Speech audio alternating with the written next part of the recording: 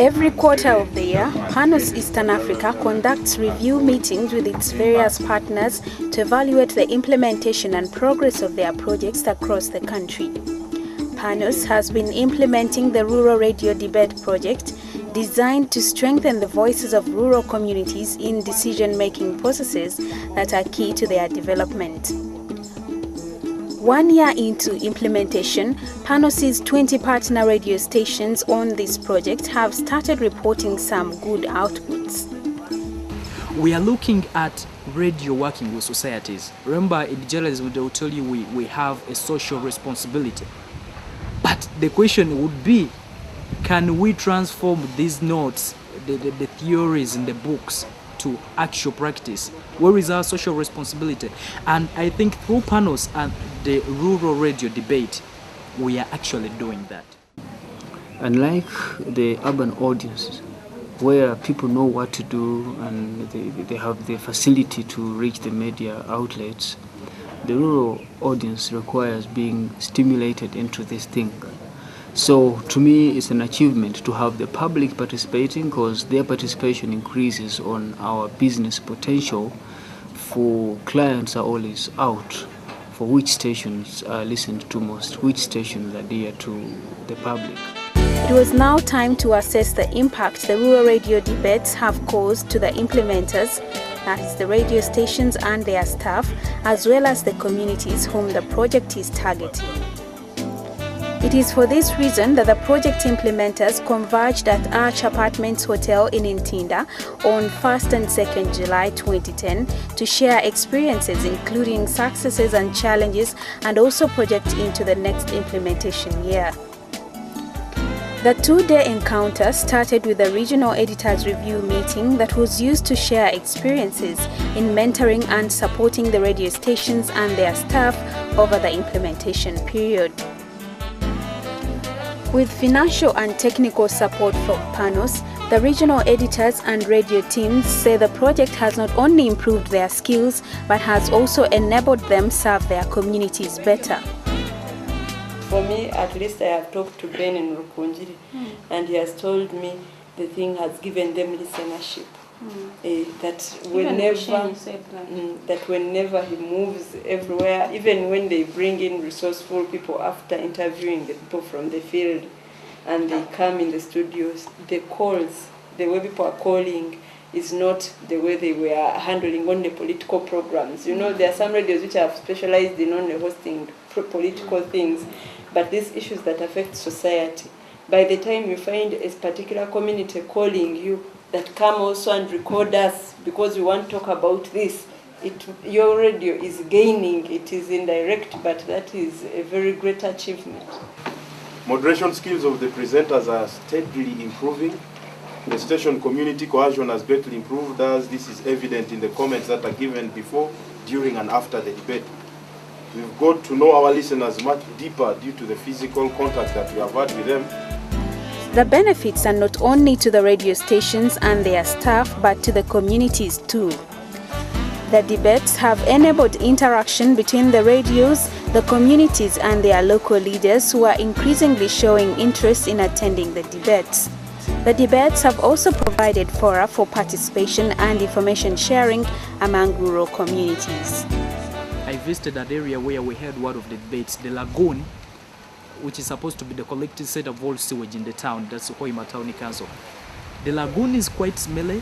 It overflows down to the river system, to the water system where they're supposed to get the water for use. And everything is in a mess. And I can assure you that when these issues were raised, people were telling me that if nothing is done, we are soon going for the polls. We will not elect or we will drop them. And when we played this on radio, people were like, this is what people are going to do. And at least you see the technocrats, the politicians mobilizing to see that at least something is done. The other day I was in Kiarigambira, we held 2 debates on poor roads. And I can assure you now, Hoima district has received 126 billion. And in this particular sub-county where we held these debates, 4 roads are going to be worked on. I mean 4 roads, yet there are 13 sub-counties in this particular district. But just a single sub-county, because of these debates, they have been awarded 4 roads. The community are also realizing that they need to work as a team. They have a voice that can be listened to. They are realizing that. Leaders are more attached to their community. The radio is a people's friend, not a tool to expose evil, because that's some kind of thinking people had. Any evil, just use radio to expose it, but they are realizing that that's not the case now. You can use radio to develop.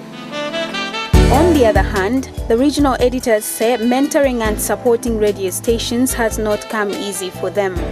They talk of institutional weaknesses at the partner radio stations, which has resulted in a high staff turnover.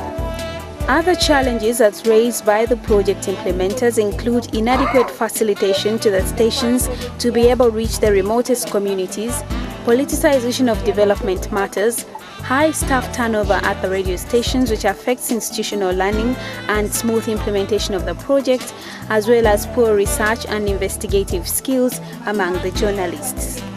The main issue affecting them initially was that they lack staff. They're understaffed. The person actually was doing this, going to the field, was a news editor who was a lady, and she was the one working on the report. So when I met the station manager, at the beginning he was not willing. Actually, he was somewhat sort of aggressive, saying that these are my staff who are paid to do what this registration work, not panels work. So we are not ready to do panels work for you.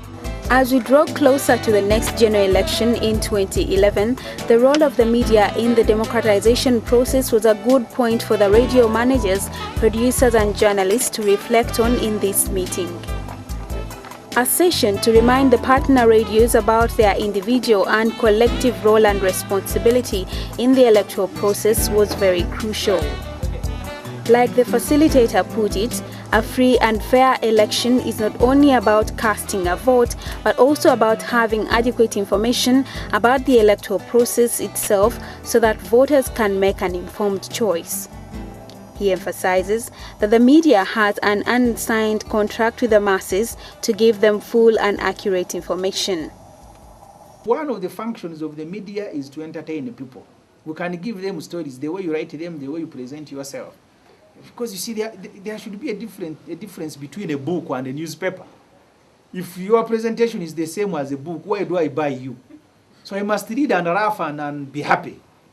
Your story must be accurate. Do not be excited and don't seek to excite. I kept telling my students when I was teaching, do not seek to impress anyone. Do the job the way it is supposed to be done. News and politics is never done in the open. It is done in the bedrooms, it is done in the hideouts, in the open, like someone cooking. Food is never cooked on the table, on the dining table. It is brought to be served. Majority of journalists in Uganda, almost all of them, will just sit on the dining table and wait for the food. You must go and see who is preparing, who is putting in salt, who is putting in water, who is doing this and that. That's the best way of covering politics, including elections. As the project goes into its second and final year, the need for increased research, prior planning and mobilization for debates, and increased skills development through training, mentorship support through physical visits, and adequate facilitation to the radio stations is being overemphasized. Rural broadcasting requires a lot of listener participation. And you know, the implementation of the Rural Debate Project is one way that we think has enhanced this aspect. Good programming is supposed to be the key to any radio station. And if a radio station wants just to set up and play music and whatever and go on air just for fun, then they're not in it for serious business. In my opinion, that also has to be stressed to them that what Panos is doing is basically aiding them to improve. Because ideally, having such a debate can be their own creation anyway. It shouldn't be an organization coming to do that for them. Because if you're going to be creative in radio, then you have to do that. So for me, it beats my understanding to see these stations just thinking that you have to, to be given these things. And when Panos program ends, then the debates end.